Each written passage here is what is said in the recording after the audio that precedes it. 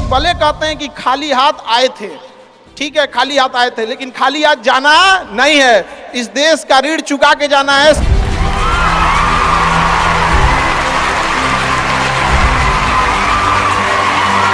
हमेशा याद रखिएगा, अकल बादाम खाने से नहीं ठोकर खाने से आती है। हमने इतिहास से यह सीखा है कि इतिहास से कोई कुछ नहीं सीखता।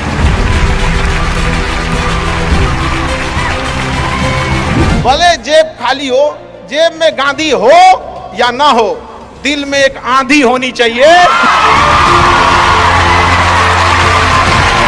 जो बोले हैं, जो ठाने हैं, वो कर लेंगे यहाँ पर, और नहीं कर सकते हैं तो दुर्भाग्य है इस भारत की धरती पर जन्म लिया हुआ।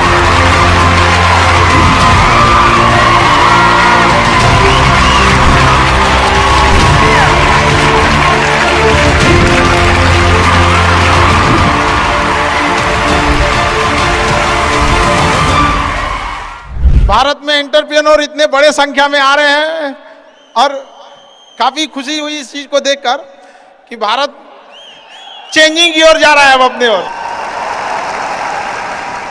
हमेशा सीखने की प्रवृत्ति रखिएगा। और आज के टाइम पे बाप रे, एक बहुत बड़ी समस्या ना कि दूसरे से प्रति जलन जरतुआही। जरतुआही समझते हैं हम लोग, बिहार का ठेठ भाषा है। पता नहीं आप लोग समझते हैं कि नहीं समझ? मतलब कौन कितना खुश है, मतलब उसका पड़ोसी जितना दुखी है वो उतना खुश है। ये सब चीजों से थोड़ा आज के समय में अपने आप को थोड़ा बचा के रखने की कोशिश कीजिएगा लोग, क्योंकि किसी के जलन वगैरह से नहीं होता। अक्सर देखिएगा ना, चूंकि ये एंटरप्रेन्योर है, बिजनेस का चीज है, तो एक छोटा सा देखिएगा ना, गांव में किसी के पास समोसा का दुकान चल जाता है तो उसके बगल में एक और समोसे खोल देता है। अरे आप बहुत सारी चीजें हो सकती हैं। आप डिसीजन आप कभी भी किसी और के मर्जी से इन्फ्लुएंस होके लीजिएगा, वो कभी डिसीजन सही नहीं होगा। डिसीजन आपका अपना होना चाहिए, आप क्या कर सकते हैं। और ये जिस दिन आप पहचान गए, उस दिन समझिए आधा काम आप अपने से कर दिए यहाँ पर। और वो सबके अंदर कुछ ना कुछ है, ऐसा नहीं है कि ऊपर वाला आपको खाली हाथ भेजा, सबके अंदर कुछ ना कुछ है। और ये लोग भले कहते हैं कि खाली हाथ आए थे, ठीक है खाली हाथ आए थे, लेकिन खाली हाथ जाना नहीं है। इस देश का ऋण चुका के जाना है, समाज को कुछ दे के जाना है, एक अच्छे सिद्धांत, अच्छे कर्म को दे के जाना है। क्या कोई कह सकता है कि अब्दुल कलाम खाली हाथ गए थे? नहीं खाली हाथ गए थे। विवेकानंद खाली हाथ गए थे? अंबेडकर साहब खाली हाथ गए? नहीं गए। तो इस देश में हम खाली हाथ जरूर आए थे, लेकिन इस देश का कर्ज उतारना है, खाली हाथ लौटना नहीं है। कुछ ऐसे सिद्धांत अपने साथ है, कुछ अपने पीछे कुछ यादें छोड़ के जाना है, जिससे कि दुनिया याद कर सके हम लोग को। और हमेशा चीजों में ना अपनी ईमानदारी करिएगा। आप कितना ईमानदारी से काम करते हैं, कितना लगन से काम करते हैं, सफलता इसी चीज पे डिपेंड करती है। बाकी ऐसे चीजें कि भाई ये करना चाहिए, बस आप कितना समय दिए हैं किसी चीज को, कितनी ईमानदारी से किए हैं, ये मायने रखता है आपको। आप किसी चीज को समय नहीं दीजिएगा, कभी सफल नहीं हो सकते हैं।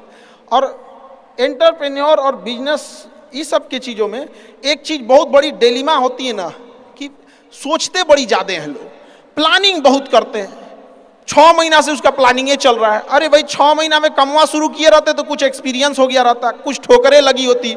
शुरू कर दो, चाहे जैसे करना है। यहाँ पर ऐसा थोड़ी हो सकता है कि एकदम फिनिश होकर काम करे। हर चीज़, जमीन से कभी पेड़ नहीं निकल सकता, पौधा ही निकलेगा। आज सीखिए, क्योंकि अगर कल कोई शुरू करता है आपके बाद, तो आपके पास उससे एक दिन का एक्स्ट्रा एक्सपीरियंस रहेगा। और हमेशा याद रखिएगा, अकल बादाम खाने से नहीं ठोकर खाने से आती है।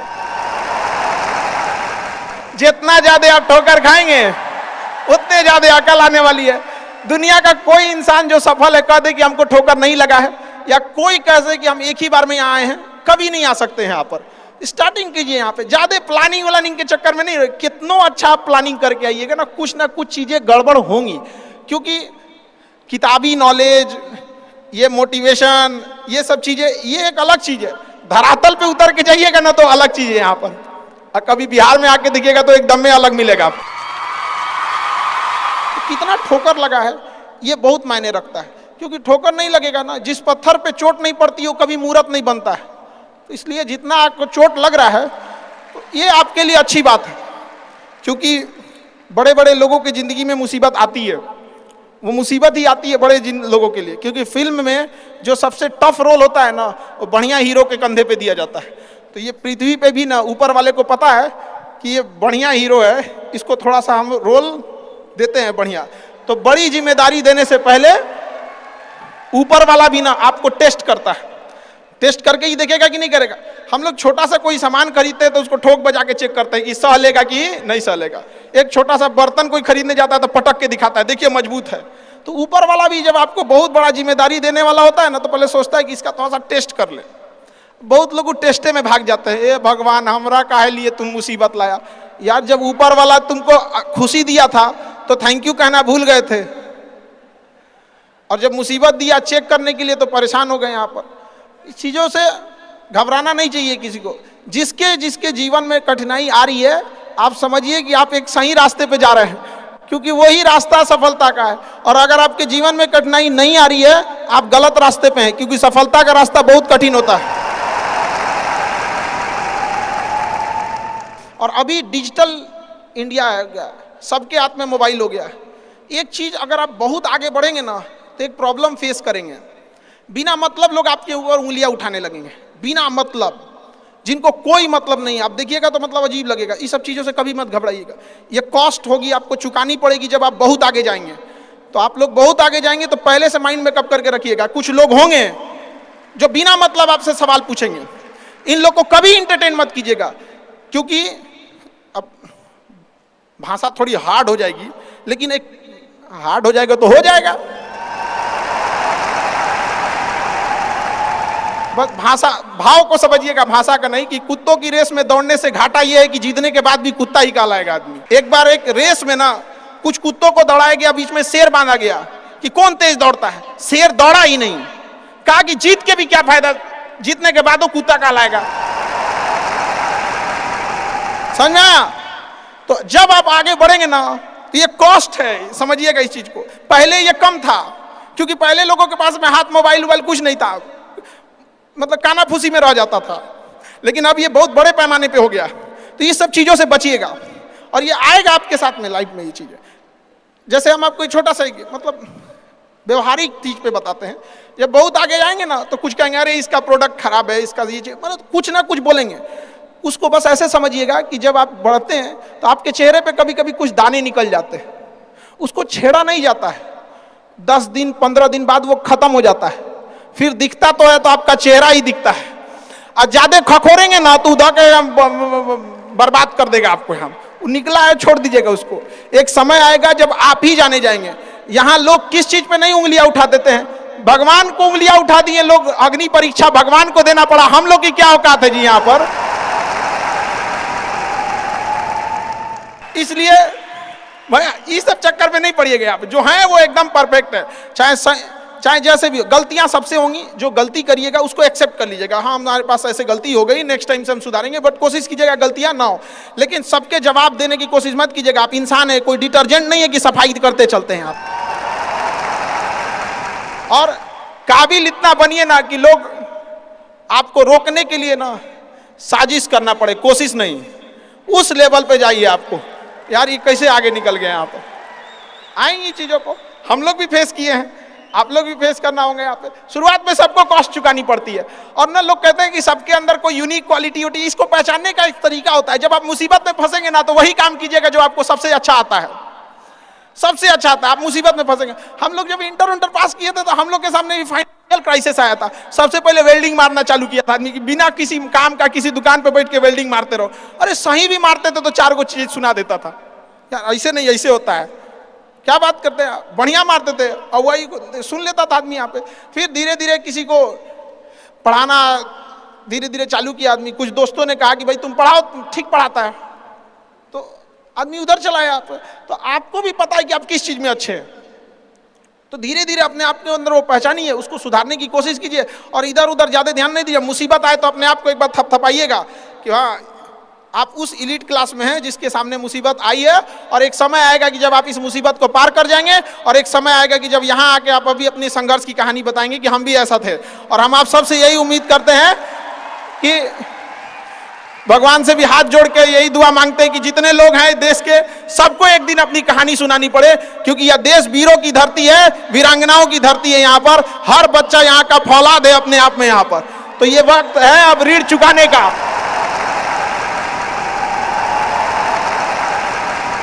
अब इस सदी में हमें अपना नहीं, अब इस देश का भी एक ऋण चुकाना होगा कि शायद पिछले जन्म में बहुत सौभाग्य, बहुत अच्छा काम किए होंगे तो हिंदुस्तान में जन्म लिए, वरना अगर जन्म के समय थोड़ा बहुत बॉर्डर क्रॉस करते ना, उधरिया हो जाते ना, अरे बाप रे बाप,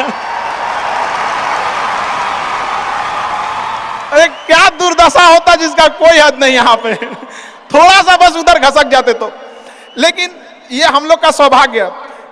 एक चीज हम लोगों ने गलती किया के बाद, हमने महिलाओं के पावर को ना अंडर एस्टिमेट कर दिया।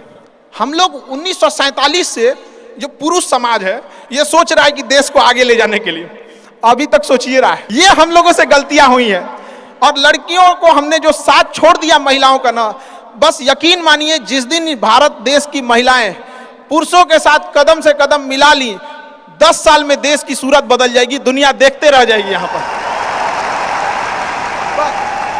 हम इस चीज को ज्यादा समझ सकते हैं क्योंकि हमारी खुद की बहन नहीं, अपनी बहन नहीं, लेकिन अभी भी हम अपना घर देखते हैं ना तो लगता है कि बहुत बड़ी कमी है। और अगर बहन रहती तो चीजों को अच्छे से समेट के रख सकती थी। अब तो इसलिए हम देखेंगे हमको इंडिया में सबसे ज्यादा राखी बांधी जाती है, पूरे हिंदुस्तान में सबसे ज्यादा राखी बांधी जाती है। नहीं था तो हमारे यहाँ माझी जी थे ना, वो कहे कि भगवान के भरोसे मत बैठो, क्या पता भगवान तोरे भरोसे बैठा लो। तो बहन नहीं थी तो क्या दिक्कत है, दुनिया में सबसे ज्यादा राखी बांधी गई। अब मतलब आप सोचते हैं कि अगली बार, अभी इस बार 7,500 राखी बांधी गई थी, 7,500। हर साल रक्षाबंधन के बाद, पहले ही रक्षाबंधन से पहले हमको एक डॉक्टर अपॉइंट करके रखना पड़ता है कि सर मेरा ना ब्लड रुक जाएगा, इतना राखी बांधी जाती है। तो आप एकदम ना स्टैंड बाई पे रेडी रहिएगा वहां पे। इतना राखी बांधने के बाद एक आदमी आता है मेरा हाथ उठाने वाला, वो हाथ लेके चलता है, हम ऐसे चलते रहते हैं। तो खुश नसीब हैं वो लोग जिनके घर में बहनें हैं, जिनकी बेटियां हैं। आप उसकी कदर नहीं कर सकते हैं तो यकीन मानिए इसका बदला भगवान जरूर लेता है। आजकल लोग देखते हैं कि लोग बहू की कदर नहीं करते। अरे वो आपकी बेटी है, चेहरा बदल के वापस भगवान ने भेजा है आपको, नहीं कर सकते कदर ना, तो आपने भगवान की उस नेमत को ठुकरा दिया है। अब फिर घरे में मुसीबत आएगा तो कहेंगे कि पता नहीं क्या हो गया। चाहे चांद पे पहुंच जाइए, चाहे जितना भी आगे चल जाइए, अपनी सभ्यता संस्कृति को मत भूलिएगा, वरना मिट जाइएगा आप यहां से। यूनान मिस्र रूमा सब लुट गए जहां से, लेकिन मगर है बाकी नामो निशा हमारा। कुछ बात है कि हस्ती मिटती नहीं हमारी, सदियों रहा है दुश्मन दौरे जहां हमारा। भारत को मिटाने की कोशिश की गई, मिटा कभी नहीं। इसलिए याद रखिएगा अपनी संस्कृति को नहीं भूलना है। और हमसे गौरवपूर्ण संस्कृति पूरे भारत, पूरे विश्व में किसकी है यहाँ पर। तो ये चीजों को थोड़ा सा आप लोग को ध्यान में रखना है और आपस में मिलजुल के एक देश वाली भावना लेके चलना है कि हम सबको मिलकर अब देश को अपना उस पुराना जो गौरव मिला था उसको वापस लौटाना है। और आप लोग आगे बढ़ेंगे, युवाओं में है, आप जिधर युवा चलते हैं उधर ही सब कुछ चल देता है। यहाँ पर तलवारों के साए पर इतिहास हमारा बनता है, जिस ओर जवानी चलती है उस ओर जमाना चलता है। आप युवा लोग हैं, आपको किसी कौन रोक सकता है यहाँ पे। मैं दरिया हूं, अपना हुनर जानता हूं, जिधर से भी गुजरूंगा अपना रास्ता बना लूंगा। तो युवाओं में यही तो एक है, भले जेब खाली हो, जेब में गांधी हो या ना हो, दिल में एक आंधी होनी चाहिए।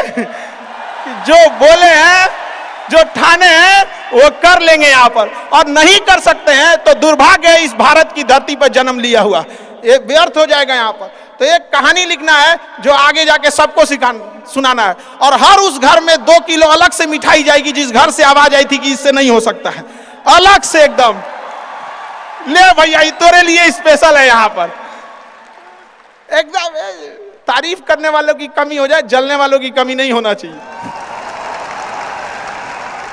एकदम मिसाल बनिए। आप सब लोग को, हमारा आप सब लोग को ढेर सारा शुभकामनाएं, दुआएं। आपके ठोकरें आएंगी, लगेंगी ठोकरें, उसी को ठोकर लगती है ना जो चलता है, जो सुतल है बेड पे, ओकरा कौंची का ठोकर लगने वाला है। और ठोकर नहीं लगेगी तो नहीं आगे बढ़ सकते हैं। कामचोरों से तो इंडिया परेशान है, जो कुछ नहीं करता वो भी संडे को आराम करता है। अरे तोरे लिए कौन सी का संडे यार, काम बस ईमानदारी से कीजिए। हम लॉकडाउन का एक छोटा सा एग्जांपल देते हैं। हमारे यहाँ एक लेबर था, जो नहीं काम करते हैं लेबर लोग, उनकी बहुत दुर्दशा हो गई लॉकडाउन में। रियल में एक्चुअली उनके साथ प्रॉब्लम क्या है ना, they don't have backup money. वो डेली कमाने वाले हैं, डेली खाने वाले हैं। उनका अगर 10 दिन का दिहाड़ी बंद हो गया ना तो उनके लिए बहुत दिक्कत आ जाती है। और लॉकडाउन में बेचारों के साथ क्या हो गया, आप इतनी पॉपुलेशन है, गवर्नमेंट भी कितना को देख सकती है, एक लिमिटेशन है वहां पर। तो उसके साथ बहुत दिक्कत आ गया। तो हमसे बेचारे, हम भी लॉकडाउन में खाली बैठे थे, तो हमसे बोले कि देखिए एक तो काम नहीं मिलता है, मिलता है तो हम लोग को महीना में 20 दिन मिलेगा, 22 दिन मिलेगा, हम लोग के पास बैकअप नहीं होता है। तो उसको हमने एक छोटा सा बात बोला कि भाई देखो, एक काम बस मेरा 1 महीना करके देखना, नहीं अच्छा लगे तो छोड़ देना। काम पे जाते कितने हो, तो बताया कि 8 बजे जाते हैं। अलग अलग शहर में वो काम करने वाले मजदूर जो आते हैं, मिस्त्री, उनका टाइमिंग अलग अलग हो सकता है। हमारे यहाँ 8 बजे आते हैं लोग, और फिर दोपहर में लंच करते हैं, शाम में 4-5 बजे 5 बजे चले जाते हैं। तो कहे 8 बजे के काम में आप कितने बजे जाते हो? कहा कि सर वही पहुँचते पहुँचते 7:15 हो जाता है, खैनी उनी बनाते बनाते चाय पीते 8:30 हो जाता है। हम कहे एक बात बताओ, ये आधा घंटा तुम किस में काटे? तो कहा कि जहां काम करने गए ना उनके में से। हम कहे नहीं, यही इस गड़बड़ है। आप अपनी जिम्मेदारी में से आधा घंटा काट लिए थे, आप वहां 15 मिनट पहले पहुंच के देखो। तो कहे आई क्या बोलते हैं मास्टर, पगला गए हैं एकदम। हम भाई देख तुम 1 महीना काम करके देखो, बस तुम वहां 15 मिनट पहले पहुंच के देखो। वो इंसान 15 मिनट पहले पहुंच जाता था, 5 मिनट पहले ही काम चालू कर देता था, बाकियों के आने से पहले। लंच पे जाते थे तो जब सब चले जाते थे 1-8 मिनट लेट से लंच जाते थे, कुछ नहीं होने वाला है। 1-8 मिनट लंच के खत्म होने से पहले ही चले आते थे। बाकी लंच खत्म हो गया 10 मिनट बाद आ रहा है, वो लंच खत्म होने से 1-8 मिनट पहले ही चले आते थे। जब सारे लोग 5 बजे चले जाते थे तो 5:05 पे जाते हैं। तो हमसे कहें कि खान सर ये आप बता रहे हैं नहीं, बहुत उटपटांग बात बता रहे हैं आप। हम भैया 1 महीना काम कर लो, हाथ जोड़ लेते हैं। आज के टाइम पे जब वो 1 महीना काम किया, 10 दिन के अंदर लोगों को हो गया यार कितना ईमानदारी से काम करता है। आज उसको फोन से लोग बोलते हैं कि भाई मिस्त्री खाली हो, फोन से बोलते हैं। और लोग क्या कहते हैं पता है, इसको काम दे देंगे ना तो टेंशन नहीं है, टेंशन नहीं है, काम वही है। आप दुनिया में कुछ भी कीजिए, बशर्ते क्या कीजिए, ईमानदारी से। और आपके यहाँ जो काम करने आ रहा है ना, प्लीज उसका भी आप लोग, मतलब जो भी आप लोग एंटरप्रेन्योर है तो आपके अंडर में भी लोग काम करेंगे, उसका भी ध्यान रखिएगा एक परिवार की तरह। ये नहीं कि उसका भी रोक राख के सैलरी रख ले 2 महीना 3 महीने का, और उसके बाद कहेंगे कि चौपट काय हो रहे हैं। ऊपर वाले की लाठी में आवाज नहीं होता, इस चीज को हमेशा याद रखिएगा। देखिए जैसे बड़ी कंपनी, याद रखिएगा, बड़ी कंपनी कस्टमर तक डायरेक्ट नहीं पहुंचती है, बीच में एक डिस्ट्रीब्यूटर रखती है, डायरेक्ट कस्टमर को सामान नहीं बेचती है। अगर किसी बिस्किट कंपनी को तो सोचिएगा बिस्किट डायरेक्ट नहीं देगी, बीच में क्या रखती है, डिस्ट्रीब्यूटर रखती है। उसी तरह ऊपर वाला भी ना सबको हाथ में डायरेक्ट पैसा नहीं देता है, बीच में एक डिस्ट्रीब्यूटर रखता है। हो सकता है आप एंटरप्रेन्योर वही डिस्ट्रीब्यूटर है, आपके माध्यम से गरीबों का चूल्हा जलता है। आप मत मारिएगा, आप प्लीज उन गरीबों का हक मत मारिएगा। नहीं तो बड़ी कंपनी को दिख जाता है कि ये डिस्ट्रीब्यूटर ठीक नहीं है तो उस डिस्ट्रीब्यूटर को चेंज कर देता है। अगर गरीबों का हक मारेंगे और ऊपर वाले को नजर पड़ गया कि ये डिस्ट्रीब्यूटर ठीक नहीं है तो साइड कर देगा, और फिर कहेंगे कि अब हमारा बिजनेस चौपट हो गया। अरे बाबू तुम खुद चौपट किया अपना।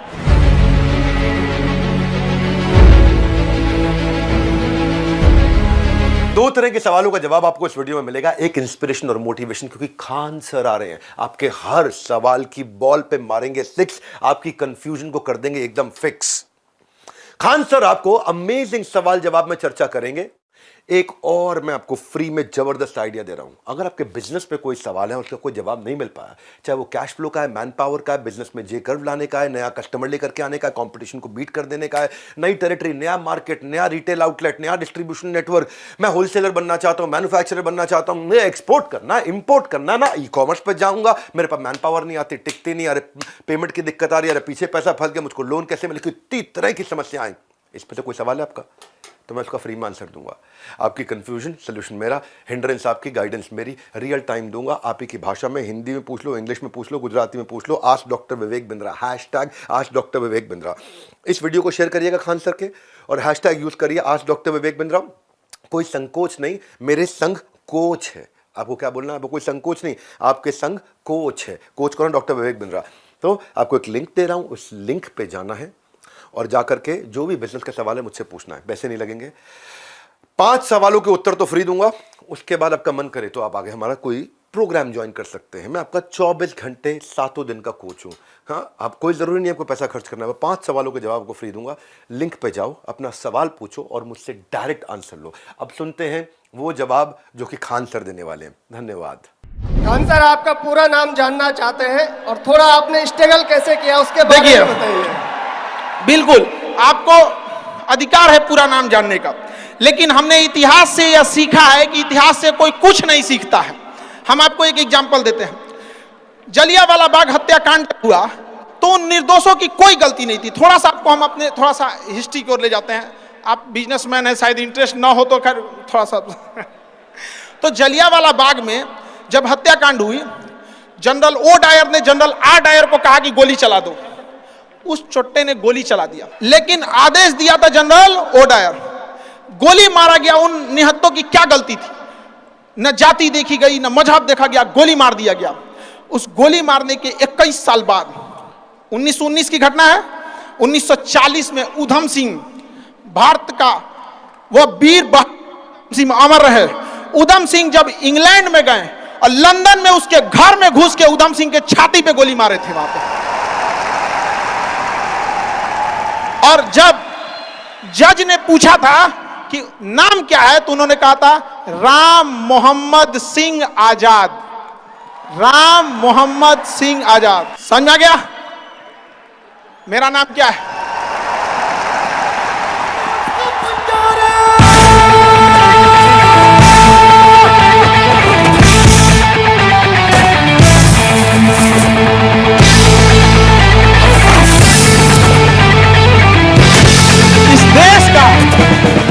इस देश का इतना गौरवपूर्ण इतिहास अगर हम भूलेंगे तो इतिहास माफ नहीं करेगा। और उन शहीदों के लिए यह एक शर्म की बात हो जाएगी। उनकी आत्मा को उस दिन गर्व महसूस होगा जब हम सब अपनी जाति, धर्म, मजहब छोड़कर एक हिंदुस्तानी कहलाएंगे। यहां पर जब हम गुलाम थे तो हिंदुस्तानी थे। आजादी ने हमें हिंदू मुसलमान बना दिया। यहां पर आज भी अगर आप कहते हैं कि मेरा नाम क्या है, तो सुनिए आपको जवाब, मेरा नाम क्या है? I am Indian.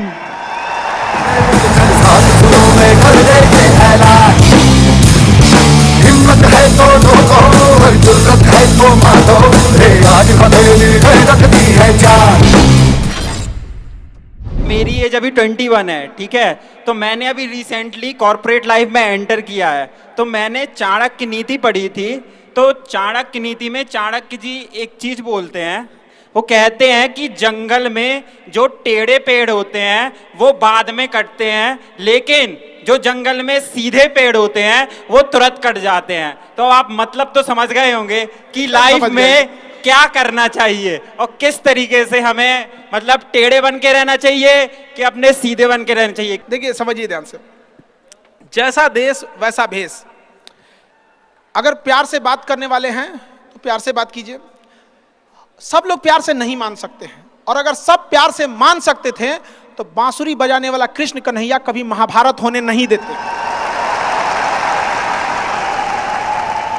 लेकिन एक चीज हमेशा याद रखिएगा, अगर आप किसी से अकड़ जाते हैं, अगर आप किसी से अकड़ जाते हैं, रूडली बात कर लेते हैं, तो फिर प्यार से बात करने का ऑप्शन हमेशा के लिए खत्म हो जाता है। हमेशा के लिए खत्म हो जाएगा। फिर आप उसे प्यार से नहीं समझा सकते। लेकिन अगर आप उसे शुरुआत में प्यार से डील करते हैं तो अकड़ने का ऑप्शन तो लास्ट तक रहता है।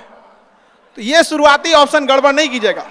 और मिजाज में कुछ सख्ती भी जरूरी है, वरना लोग पी जाते अगर समंदर खारा ना होता। अपने आप को इतना भी सस्ता मत कीजिएगा कि 2 कौड़ी का इंसान खेल के चला जाए, ठीक है। तो आपका एटीट्यूड डिपेंड करना चाहिए सामने कौन है, एक जैसा नहीं। हाँ, अतिथि देवो भव है। इसी चक्कर में अंग्रेज धो के चल गए हम लोग। और हम लोग रहते हैं वास्को डिगामा को बांध के मारते पहले। मैं 3 विद्यालय का संचालन कर रहा हूं और वर्तमान में कानपुर देहात में सबसे टॉप में विद्यालय है। मैं चाहता हूं कि उस संस्था को प्रदेश और देश लेवल पर ले जाऊं, तो क्या उसके लिए सुझाव चाहता हूं आपसे। सर थोड़ा सा एक चीज करिएगा, आप संस्था को टॉप या संस्था को बेहतर से बेहतर आप एक कोशिश कीजिएगा कि संस्था में पढ़ रहे वाले बच्चों को टॉप करा दे। बस वो बच्चे टॉप रहने चाहिए। सर हमारी संस्था में जाएंगे, वो गोदाम था, अनाज रखने वाले गोदाम को हम क्लासरूम बनाए हैं। हमारे यहाँ लगभग 200-250 लड़के जमीन पे बैठ के पढ़ते हैं। हमने कभी संस्था पे ध्यान ही नहीं दिया, जब भी ध्यान दिए बच्चों पे ध्यान दिए। तो सर एजुकेशन में वो करना है कि वो बच्चे ब्रांड एम्बेसडर बने आगे जाके।